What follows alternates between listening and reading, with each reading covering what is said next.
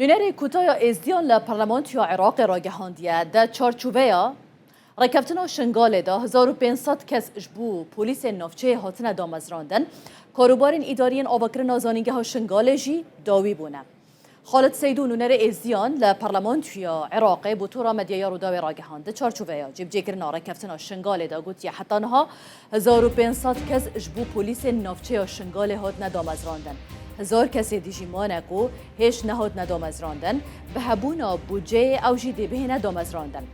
درباره جه دوام وان پلیسان خالد سیدو گوتیه جهجمارا کو هات ندامزراندن 1000 پلیس دناوا شنگاله دا دوام اتکن 500 پلیس اندن جیل موصلنه نها حوال دادن کو وان 500 پلیسان جی وگرین ناوا شنگاله دبشک دنیا آخافتنا خودا اوی پارلمانتاری آموزه به سه پروژه گرنگین تندرستی نافچه گریه گوتیه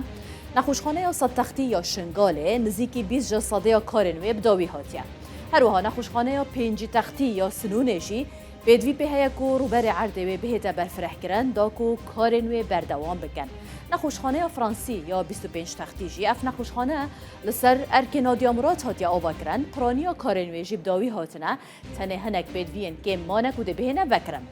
خالد سیدو درباره آواکر نازانینگه ها شنگاله داجی را گهاندیه همی کاروبارین اداری جبو آواکر نازانینگه ها شنگاله بداوی هاتنه عرض پیویز جی بو هاتیه و قطاندن هاتیه دا بین کرن درباره خرجی آوی پروژه‌ای گوتیه که بریاره بشک جزانینگه جالی دولت و امارات و به دعوا کرن جبو بشاوی یا دیجی بجید ام حولدن برای حکومت عراق و رببریا پارزگه ها نینوای بودجه بو بهتا ترخان کرن